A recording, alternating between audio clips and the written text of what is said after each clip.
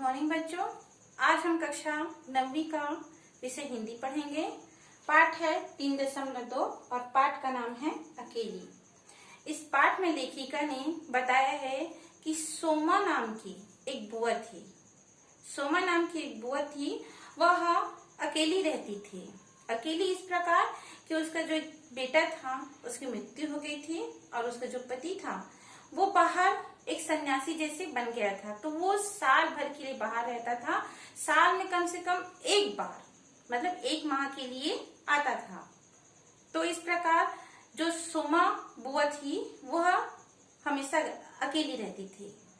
जैसे ही उसको अड़ोसी पड़ोसी, सगे संबंधी, रिश्तेदार कहीं से भी किसी भी प्रकार का कोई निमंत्रण आता था, जैसे कि नामकरण का हो गया, शादी का हो गया या घर का गृह प्रवेश हो गया, किसी भी प्रकार का अगर कोई निमंत्रण आता था तो वो तुरंत ही चली जाती थी ताकि उसका अकेलापन दूर हो।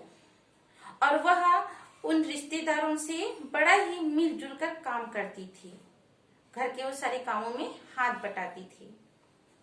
इस प्रकार जो वो सोमो बुआ थी उसका अकेलापन दूर होता था। एक दिन उसके देवर के ससुराल से एक रिश्ता आया था लड़की के लिए। तो सोमा बुआ जो थी वह सोच रही थी कि मेरे देवर के ससुराल से आया है तो निमंत्रण मुझे भी मिलेगा। यह सोचकर सोमा बुआ ने बहुत सारे सोच के रखे थे कि मैं लड़की के दहेज में बर्तन दूंगी, कि गहना दूंगी, कि उसको कोई वस्तु दूंगी, मतलब बहुत प्रकार से उसे क्या गिफ्ट दूं, वह सोच रही थी। उसने ये सोचा कि उसके पास एक सोने की अंगूठी थी। वह अंगूठी उसके मृत बेटे की निशानी थी। वैसे तो उस बुआ के घर में आर्थिक स्थिति बहुत कमजोर थी, फिर भी उसने अंगूठी को नहीं बेचा बल्कि घर के अन्य सामानों को बेच दिया।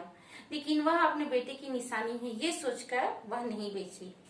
लेकिन जब उस वही अंगूठी को वह अपनी देवर की ससुराल में देना चाहती थी, दहेज के रूप में, मतलब लड़की को गिफ्ट के रूप में देना चाहती थी, तो उसे वह अपने पल्लों में उसके साथ 5 रुपए रखकर वह अंगूठी को बांध कर रख ली कि कभी भी किसी भी समय निमंत्रण आएगा तो मैं जाऊंगी करके। इस प्रकार वह इंतजार करते करते थक गई, लेकिन वहां कोई निमंत्रण देने नहीं आया। तो जो बुआ थी वह उनको कोसने लग गई और फिर से वही एकाकीपन, अकेलापन व्यतीत करने लगी। ठीक है बच्चों, तो ये आपका पाठ पूर्ण होता है अकेली। इस पाठ से अगर आपको कोई प्रश्न उत्तर करना है तो आप व्हाट्सएप ग्रुप पर कर सकते हैं। Thank you.